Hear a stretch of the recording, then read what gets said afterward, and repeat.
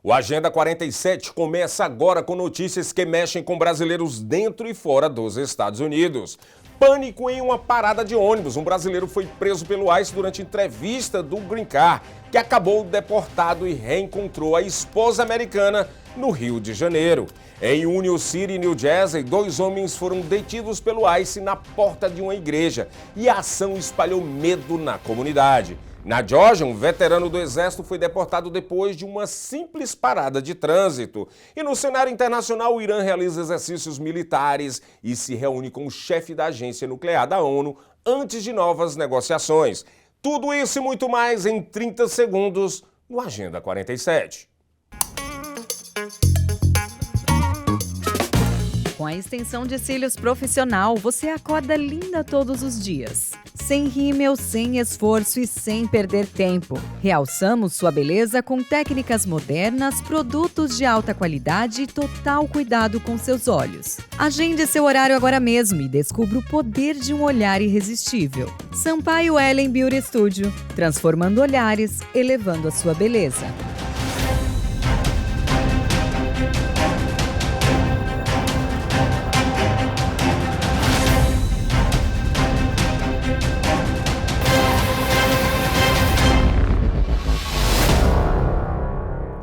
Olá, sejam bem-vindos ao Agenda 47, jornal dedicado a acompanhar de perto as principais ações e notícias que envolvem o 47º presidente dos Estados Unidos, Donald Trump, destacando, claro, os impactos diretos na vida dos imigrantes e também na política americana. Estamos presentes em várias plataformas para que você fique sempre bem informado. Em todos os Estados Unidos e Canadá pela SPT Television, SIC Internacional e também na nossa plataforma de streaming SPT Plus. E claro, no nosso canal no YouTube, Seaba Brazilian Television.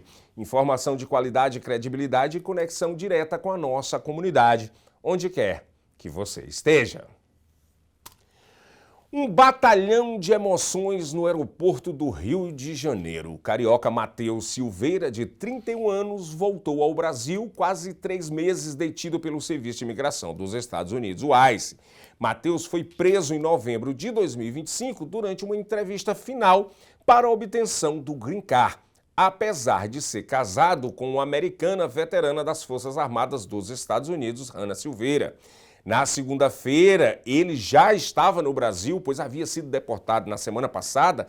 Ele reencontrou com Hannah, que chegou ao Rio de Janeiro para finalmente dar um abraço de saudade no seu marido e também conhecer a sogra. Segundo ela, agentes alegaram que ele tinha um mandado de prisão por ter permanecido nos Estados Unidos com o visto vencido. Desde então, ela começou uma campanha nas redes sociais pedindo apoio para resolver o caso. Matheus falou emocionado ao rever a família, que é bom, muito alívio, pois tinha meses que estava preso e ele ficava sem saber realmente o que ia acontecer.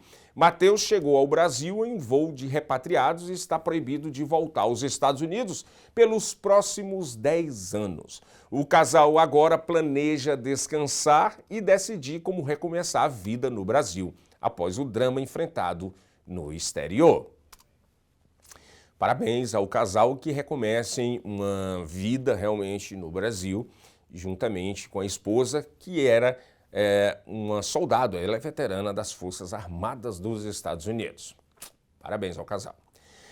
Moradores de Union City, New Jersey, estão em choque depois que 2 homens foram detidos por agentes do ICE na manhã do último domingo do lado de fora de uma igreja local enquanto se preparavam para entrar no culto. Vídeos compartilhados nas redes sociais mostram a abordagem dos agentes fora da Cristiana Dios de Amor Church, na 19 Street, gerando apreensão entre fiéis e vizinhos que gravavam a cena. O Departamento de Segurança Interna dos Estados Unidos diz que a ação não foi um ataque à igreja, mas parte de uma operação de fiscalização totalmente direcionada e que os homens estavam sendo procurados por violações imigratórias. Líderes comunitários e políticos locais classificam a ação como inapropriada e preocupante, afirmando que lugares de culto deveriam ser respeitados e que toda pessoa, mesmo sem documentos, tem direitos garantidos. Os 2 detidos estão sob custódia aqui na cidade de Newark e o caso já está mobilizando grupos de direitos civis da região de New Jersey. Uma história que começou nas redes sociais virou um debate quente sobre imigração nos Estados Unidos. Um perfil no X, no perfil de rede social chamado Dr. Love, viralizou nas últimas horas ao contar que seria um relato de uma mulher que retirou o patrocinador imigratório, o chamado sponsor, do próprio marido poucos dias antes da entrevista lá na imigração, na USCIS, órgão responsável por vistos de green cards.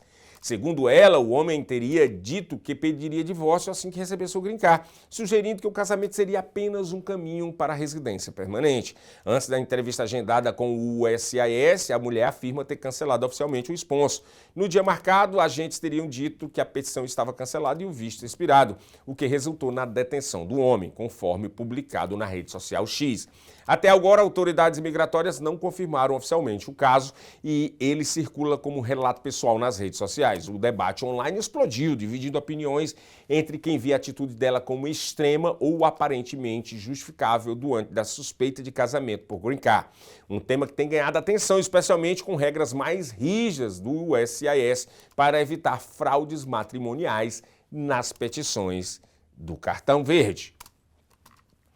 Uma operação de agentes federais de imigração chamou a atenção de moradores de East Long Beach, na Califórnia. Testemunhas disseram que por volta das 9h30 da manhã da última quinta-feira, vários veículos escuros chegaram a uma rua tranquila, enquanto 3 jardineiros trabalhavam cortando grama e limpando calçadas. Moradores relataram que os veículos bloquearam a rua e até um caminhão de coleta de lixo ficou sem saída. O motorista de coleta começou a buzinar para alertar os trabalhadores sobre a chegada dos agentes. Em vídeos verificados pela imprensa local, um dos jardineiros foi algemado e colocado no banco de trás de um utilitário dos agentes. Outro tentou fugir subindo o muro, mas foi perseguido e detido por agentes armados e com máscaras. Ao ser questionado, o homem disse que nasceu no Memorial Care Long Beach Medical Center e que tinha dupla cidadania, mas foi levado mesmo assim. O terceiro era um trabalhador que, segundo vizinhos, apresentou documentos no local e foi no momento solto, não chegou a ser detido. Até o momento, o Departamento de Segurança Interna dos Estados Unidos não fez nenhuma declaração oficial sobre o caso. E agora outro caso de veterano, um veterano dos Estados Unidos que viveu mais de meio século no país foi deportado para a Jamaica depois de uma parada de trânsito de rotina na Geórgia. Godfrey Wade, de 65 anos, chegou aos Estados Unidos em 1975 como residente legal permanente, serviu com honra no exército americano, construindo família e carreira no país. Segundo reportagem da CBS News Atlanta, a abordagem começou em setembro de 2025, quando ele foi parado por não usar a seta e por não portar carteira de motorista. O que parecia uma infração leve acabou desencadeando uma detenção pela imigração. E após quase 5 meses sob custódia da ICE, foi deportado. A família afirma que o Wade nunca teve seu caso analisado por um juiz de imigração, porque uma notificação judicial foi enviada para um endereço errado, dificultando sua defesa. Agora, na Jamaica, ele decidiu falar publicamente para alertar sobre possíveis falhas no sistema imigratório que podem afetar outros residentes legais e até veteranos que serviram aos Estados Unidos. E o presidente dos Estados Unidos, Donald Trump, disse na segunda-feira, dia 16 de fevereiro, que estaria envolvido indiretamente nas negociações entre o Irã e os Estados Unidos sobre o programa nuclear de Teherã, que deve começar hoje, terça-feira, dia 17 de fevereiro, em Genebra, acrescentando que acredita que Teherã deseja fazer um acordo. Vamos ouvir um trecho do que disse o presidente Trump. I'll be involved in those talks indirectly. And they'll be very important. We'll see what can happen. It's been typically, Iran's a very tough negotiator. They're good negotiators, or bad negotiators. I would say they're bad negotiators because we could have had a deal instead of sending the B-2s in to knock out their nuclear potential, and we had to send the B-2s. I hope they're going to be more reasonable. They want to make a deal. I've been told that a deal is next to impossible. No, I think they want to make a deal. I don't think they want the consequences of not making a deal. They want to make a deal. E ainda a bordo do Força Aérea 1, o presidente dos Estados Unidos, Donald Trump, chamou Cuba de nação fracassada, também na última segunda-feira, dia 16 de fevereiro, enquanto o embargo contínuo de petróleo paralisa ainda mais os voos e operações aeroportuárias do país. Cuba is right now a failed nation. They don't even have jet fuel to get for airplanes to take off. They're clogging up their runway. We're talking to Cuba right now. I have Marco Rubio talking to Cuba right now, and they should absolutely make a deal because it's really a humanitarian threat. We'll see how it all turns out, but Cuba and us, we are talking. In the meantime, there's an embargo. There's no oil, there's no money, there's no anything. If a deal isn't made, would you consider an operation like the one in Venezuela? I don't want to answer that. Why would I answer that? If I was, it wouldn't be a very tough operation, as you can figure. But I don't think that'll be necessary. Ao longo de 6 décadas, as estradas de Cuba mudaram um pouco, marcadas por carros antigos coloridos, mas também nos últimos tempos os cubanos têm adotado cada vez mais veículos elétricos, já que a ilha enfrenta sua pior escassez de combustível em anos. Carros clássicos da Chevrolet costumavam marcar o ritmo do trânsito em Havana. Mas agora, em face da severa falta de combustíveis em Cuba, muitos estão migrando para veículos elétricos. O combustível está escasso desde que os Estados Unidos cortaram as exportações de petróleo da Venezuela e ameaçaram penalizar outros países que exportam para a ilha. O governo do presidente Donald Trump declarou Cuba uma ameaça à segurança nacional norte-americana. No bairro de Alamar, Eugênio Gainza conduz um triciclo elétrico estatal pelas ruas esburacadas, pegando passageiros. Temos que fazer 16 viagens. E imagina a importância disso. Não tem combustível e este é o único meio que está ajudando e resolvendo o problema desta área, que é bastante complicada. Esses veículos tornaram-se um dos meios mais utilizados nas ruas de Havana, tanto em rotas nos bairros, quanto para auxiliar a mobilidade em áreas movimentadas. Sejam particulares ou estatais, os triciclos transportam passageiros, cargas leves e muito mais. O morador Bárbaro Castanheda falou um pouco sobre o serviço. O transporte elétrico vem resolvendo o problema há muito tempo, porque, com ou sem combustível, este é o momento ideal, pois é uma energia nova e renovável que está avançando no mundo. Agora, está nos dando o progresso e a ajuda de que precisamos. De verdade. Os triciclos estatais têm um preço, os particulares têm outro, mas juntos ajudam o país a seguir em frente. Do contrário, estaremos completamente paralisados. Washington ameaçou impor tarifas a fornecedores, como o México, caso continuem a enviar combustível para a ilha. Na semana passada, o governo detalhou um plano para racionar combustível e salvaguardar serviços essenciais. Além disso, Cuba alertou as companhias aéreas internacionais que o querosene de aviação não estaria mais disponível na ilha a partir de terça-feira. E o ministro das Relações Exteriores do Irã reuniu-se com o diretor do órgão de controle nuclear da ONU na última segunda-feira, dia 16 de fevereiro, antes da conversa entre Washington e Teherã para resolver sua disputa nuclear, com poucos sinais claros de compromisso de ambos os lados e a ameaça iminente de uma ação militar norte-americana na região. O Irã realizou um exercício militar na segunda-feira no Estreito de Hormuz, uma via marítima vital para o transporte mundial de petróleo. Denominada Controle Inteligente do Estreito de Hormuz, a ação teve o objetivo de testar a prontidão iraniana diante de possíveis ameaças militares e de segurança. O treinamento ocorreu um dia antes das conversas entre Washington e Teherã sobre sua disputa nuclear. Antes da reunião em Genebra, os Estados Unidos ordenaram o envio de um segundo grupo de porta-aviões para o Oriente Médio, o que aumentou a pressão. Também na segunda-feira, o ministro das Relações Exteriores iraniano se reuniu com representantes da Agência de Controle Nuclear da ONU. O diretor da Agência Internacional de Energia Atômica, Rafael Grossi, declarou no X que foram realizadas discussões técnicas exaustivas. Abbas Araghchi, o ministro iraniano, afirmou nas redes sociais que estava em Genebra para chegar a um acordo justo e equitativo. Ele acrescentou que o que não está sobre a mesa é a submissão diante de ameaças.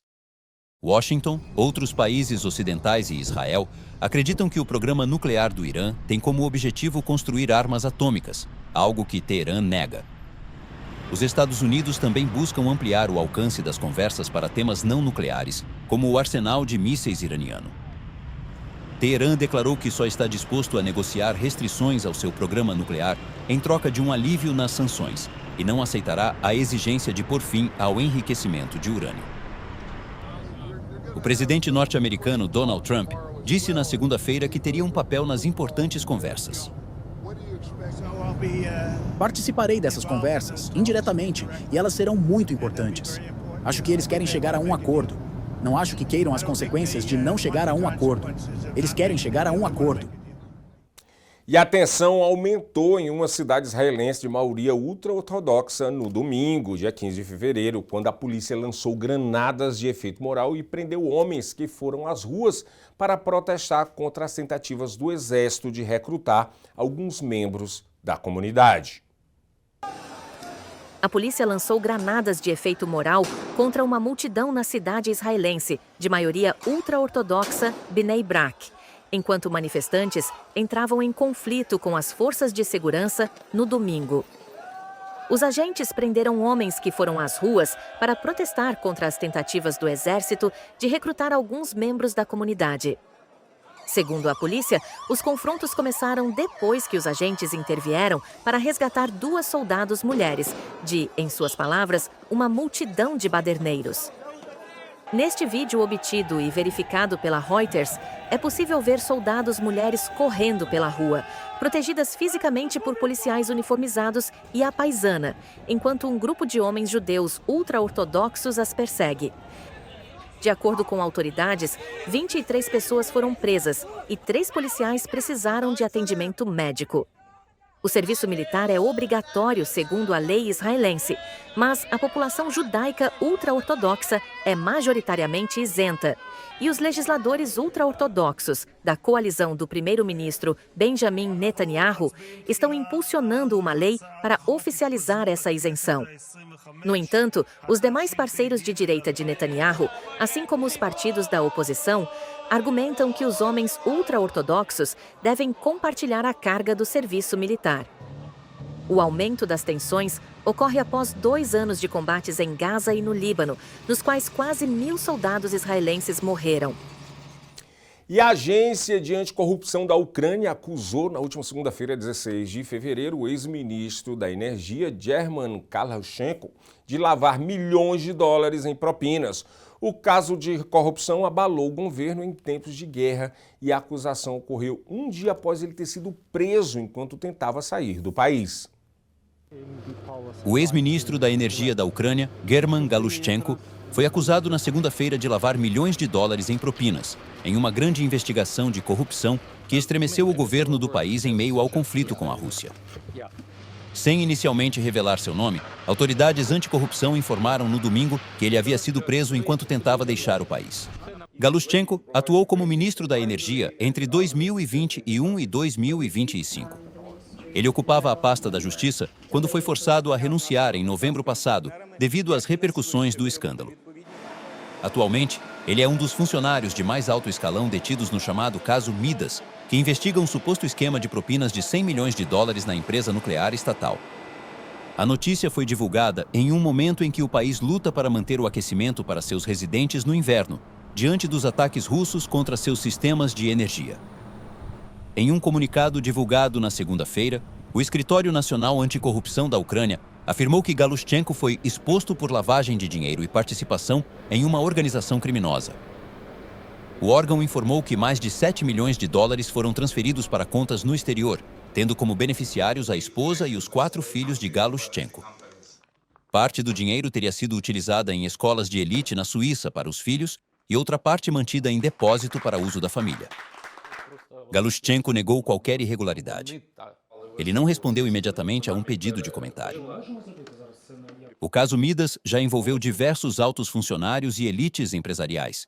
O escândalo político eclodiu no ano passado, levando à destituição do chefe de gabinete do presidente Volodymyr Zelensky e alimentando a indignação pública contra a corrupção persistente, enquanto a Ucrânia enfrenta a Rússia em uma guerra que já dura 4 anos. A situação também gerou preocupação entre os aliados ocidentais de Kiev. O combate à corrupção é uma prioridade central nos esforços de reforma da Ucrânia para garantir sua adesão à União Europeia. Além da guerra, a Ucrânia também sofre nesse momento com a corrupção que, de uma certa forma, implode toda tentativa de resolver os conflitos internos e os externos com a Rússia. Agora chegou a hora de conferirmos, nesse momento, as capas dos jornais comunitários. É isso que a gente vai fazer agora para conferirmos o que é destaque nas capas dos jornais comunitários aqui nos Estados Unidos. Lembrando que a nossa comunidade brasileira portuguesa, ela já está aqui há mais de 100 anos, tem aí registro de chegadas de brasileiros e portugueses aqui há muito tempo. Então esses jornais aí tem alguns que já chegam aí a ter seus 40, 50 anos. E é isso que nós vamos fazer agora. Diretor, primeira capa aqui, por favor, vamos conferir o que é destaque do Brazilian Times, um dos mais antigos dos Estados Unidos. No Brazilian Times ele traz: agentes de imigração são acusados de deixar cartas da morte após detenções no Colorado. Isso aqui tem chamado bastante atenção. Agente do ICE é ferido com faca, a gente falou desse caso, que você pode ver no canto da tua tela, durante uma abordagem em Alabaster, no Alabama. John Ford, modelo goiano que conecta brasileiros em Nova York. O jornal Brazilian Times ele traz notícias hard news, mas também traz notícias aí que deixam a comunidade orgulhosa. Trombonista brasileiro Felipe Brito é diretor em festival de jazz nos Estados Unidos. Muito legal, nós vamos também falar sobre isso no nosso Jornal das Comunidades, onde a gente retrata também, além de notícias direcionadas para a comunidade, notícias como essa que inspiram as pessoas, né? Vamos para mais uma capa? Vamos lá para mais uma capa, vamos conferir Brazilian Times também de Massachusetts. Tributo ao fundador marca celebrações dos 20 anos do Brazilian Business Group em Fort Lauderdale. Na verdade, esse é o Brazilian Times, eu falei de Massachusetts, mas esse é o da Flórida. Tribunais federais enfraquecem política de deportações em massa defendida por Trump. Realmente está um conflito muito grande com o governo Trump e os tribunais, né, e a justiça americana. Agora nós vamos aqui para o International Opportunities 2026, promove encontro exclusão sobre a expansão internacional de consciência em São Paulo. Isso também é destaque aqui no jornal Brazilian Times, né? Então, falando para vocês, esse é o nosso Agenda 47, onde a gente traz para vocês aqui todos os dias notícias que tem alguma coisa a ver com o presidente Donald Trump, né? Que é o 47º presidente dos Estados Unidos. Então a gente fica muito feliz pela sua audiência e por essa nossa felicidade, eu queria que essa felicidade fosse um pouquinho maior. Como assim, Amadeu Maia? Se inscreva no nosso canal, Seaba Brazilian Television. Deixa um like se você gostou. Se não gostou, deixa um dislike, deixa um comentário. Terminou, ó. Clica no sininho das notificações para você ser informado quando chegar um novo conteúdo. E não se esqueça, lá no nosso stream, SPT Plus, também tem muito conteúdo. Inclusive o Jornal Brasil News, ele só é apresentado lá. A partir de 7 horas da noite já está disponível por lá também, tá bom? Muito obrigado pela sua audiência, um abraço e até o nosso próximo jornal.